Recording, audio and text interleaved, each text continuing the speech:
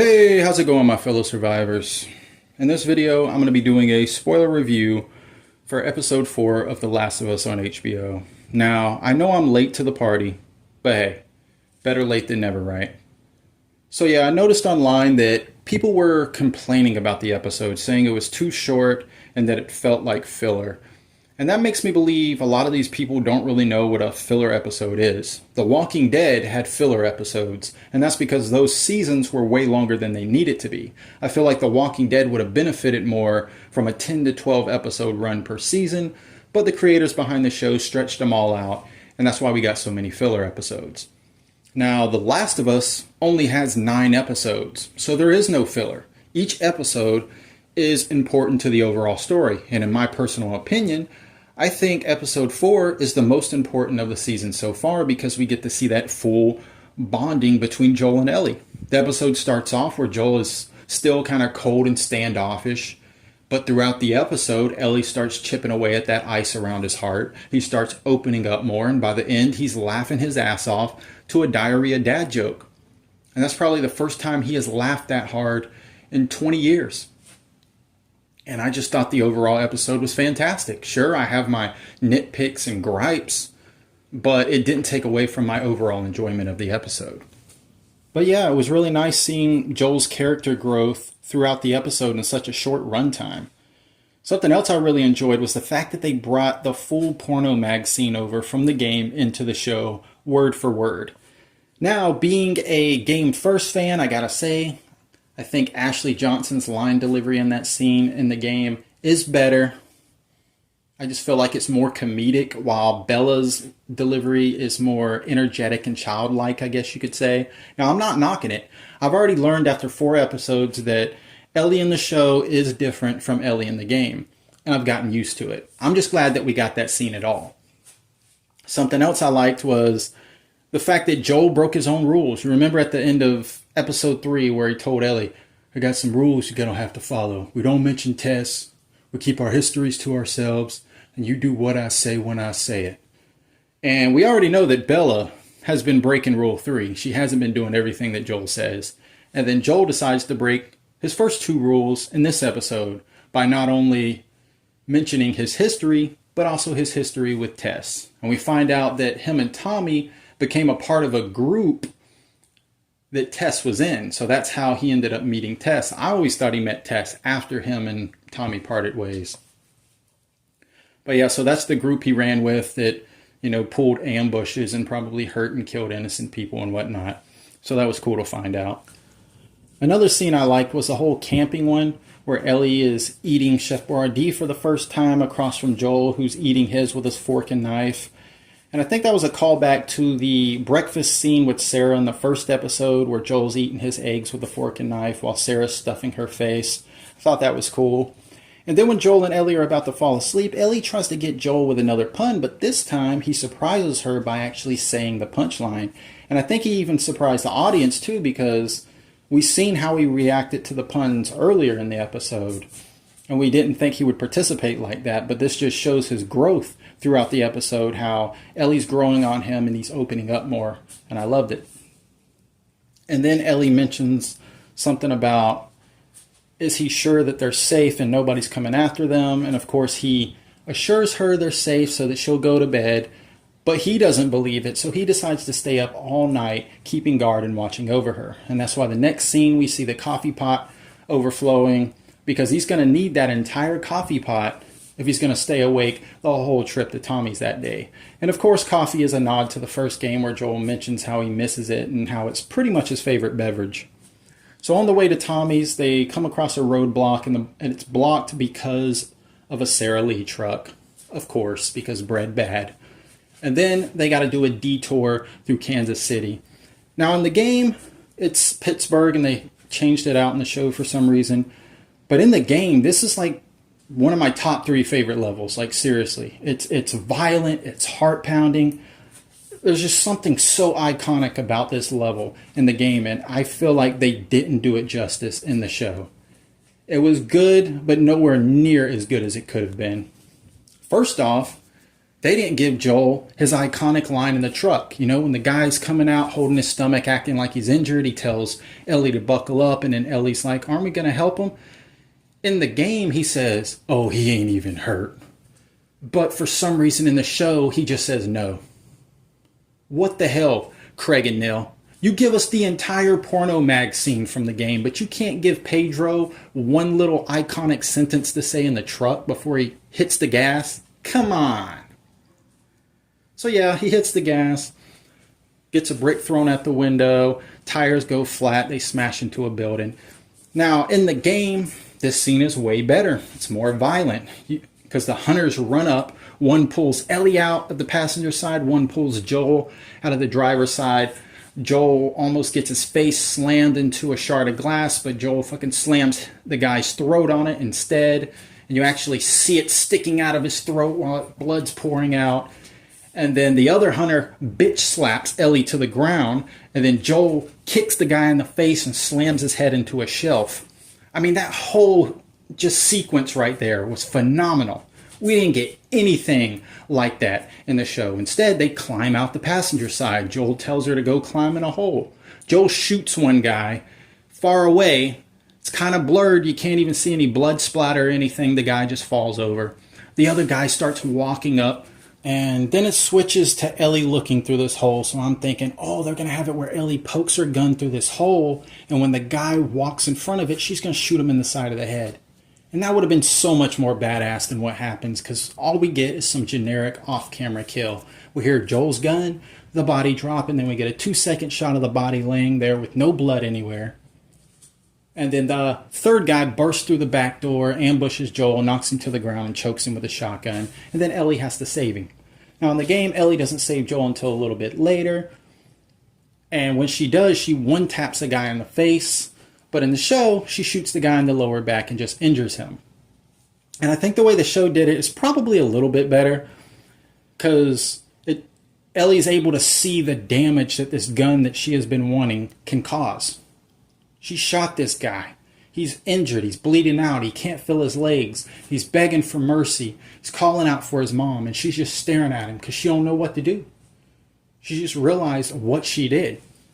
And I think that's so much better than her just insta-killing some guy, Joel getting pissed off at her. And, you know, it didn't really seem like her taking that guy's life in the game affected her much. What affected her more was Joel not being proud of her for doing it. But they're definitely going a different route in the show. But yeah, the actor that portrayed Brian, he did a phenomenal job. Very authentic and believable. I mean, I feel like any of us who would have been in his position would have been the same way, just screaming out whatever we can think of to try and de-escalate the situation so that the person we were trying to murder doesn't murder us. But yeah, then Joel tells her to get back behind the wall, so the camera follows her, and sadly, we do not get to see Joel stab this guy. We just hear it. Another off-camera kill.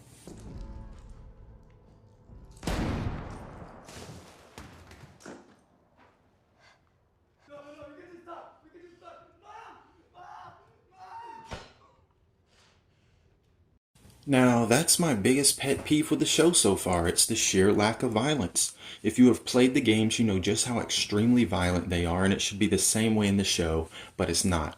And I am not sure why Nil and Craig decided to tone it down so much when they didn't even have to, since they're on fucking HBO. I remember when it was first announced that the show was coming to HBO, I was ecstatic. I was like, yes, they're not going to have to tone down the language or the violence or anything else. It can be just like it is in the games, but it's not. And in all honesty, if it wasn't for Ellie saying fuck every couple of minutes, the show would probably be TV-14. Since so many kills are off camera, and when they do show a kill, it's not that violent, and when they show the aftermath of the kills, it's not that gruesome. If The Walking Dead can get away with showing Negan bash in Glenn's head on network TV, then The Last of Us should be able to show Joel stabbing a man in the chest or Joel blowing somebody's face off with his rifle on fucking HBO. I don't know why they seem like they're so scared to show the ruthless side of Joel. It's like some artsy-fartsy bullshit. They're like, oh, we're just going to allow you to hear Joel killing these men, and then you have to visualize what that looks like in your mind. We don't want to actually visually show it to you on the screen for your optical circles in your skull to witness. I just don't get it. I mean, there were 3 off-camera kills in this episode alone. 2 by Joel and 1 by the new character, Kathleen. And that is too many. I mean, if you're gonna do the source material justice, you have to do everything in the source material justice. Not just the characters, not just the environments, but the violence. Because, yes, the show is about love, but it's about love in a violent world. The violence is just as important in the game as everything else. And it should be the same way in the show. But yeah, so after Joel kills the guy off screen, he goes next door to be with Ellie.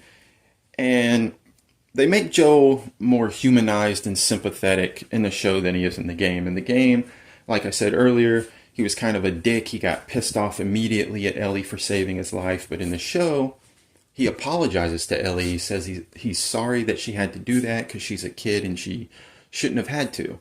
And I do like the show version better because I feel like that's more realistic. Like if somebody's trying to kill you and this person that you're protecting saves your life, you'd probably be more grateful and more sympathetic towards the situation than being pissed off at him. But yeah, then he shows her how to hold a gun properly, and that whole scene was pretty good in my opinion. After that, we are introduced to this hunter group led by Kathleen and her right-hand man, Perry. And if you're a game fan, you already know the actor portraying Perry is the homie Jeffrey Pierce, aka OG Tommy from the first 2 games. Now, this Kathleen character seems to be the most controversial part of episode 4. People were saying she looks like a soccer mom and she's too soft-spoken and wholesome, and they just don't find her to be a believable leader of this rebellion group. And I think that's on purpose. I think she's a reluctant leader who didn't choose to be the leader of this group. She was just thrust into power. I think originally her brother was the leader of this group, and they were going to overthrow Fedra, but as we know, Henry ratted him out, which got him killed. So after he was killed, this group started looking to Kathleen for leadership. They were probably like, well, your brother was originally our leader, and now that he's dead, I guess you're our leader now? So then she got the group to overthrow Fedra, and that's why she's going after Henry so hard. Now, I think the dumbest thing she did in this episode was kill the doctor. Just because the doctor couldn't save one of the guys doesn't mean he couldn't save some of the others in the group. Like if they get into a big shootout, she gets shot in the stomach or the leg or something else, who's going to save her? If she killed the only doctor there, she's fucked, her whole group's fucked. So yeah, she's not a good leader at all. But like I said, I don't think she chose to be a leader. She was thrust into power. So that's why she's making these emotional decisions that are bad for the group. But yeah, so after the Kathleen and Hunter stuff, towards the end of the episode, we get Ellie and Joel climbing this staircase in this big building. They manage to make it to a room. They close the door. Joel sprinkles glass in front of it so they can hear if somebody comes in. They lay down, get ready for bed, and then Ellie hits Joel with one final pun, and this one breaks him to the point where he burst out laughing uncontrollably. And it was the most amazing, wholesome moment in the show so far, and I loved it. And then they wake up to both Henry and Sam pointing guns in their faces. Now, before this, we find out that Joel doesn't hear so well out of his right ear because of all the years of shooting. And when he fell asleep on his good ear. So his bad ear was up in the air, so that's why he didn't hear Henry and Sam come in. And I thought that was a nice touch. I like the fact that they're humanizing Joel and giving him weaknesses, because in the game he didn't have any. In the game, Joel had old man strength. He had that super hearing ability. He fought like a 20-year-old UFC fighter. But in the game, in the show, he's got bad knees. He fractured his right hand. He's pretty much deaf in his right ear. So I like the fact that they're just making him more vulnerable. He's not this superhuman. And he's going to make mistakes because of it. But yeah, so it ended on a cliffhanger, which is the first time that's happened in the season so far. And it's the shortest episode of the season so far. And that's because it's meant to be a two-parter with episode 5. Now, regardless of the backlash online about Kathleen and how short the episode was and how it felt like filler, I didn't have any really big issues with the episode whatsoever. I thoroughly enjoyed it from start to finish. I thought it was really important to the overall story. It had the best Joel and Ellie moments.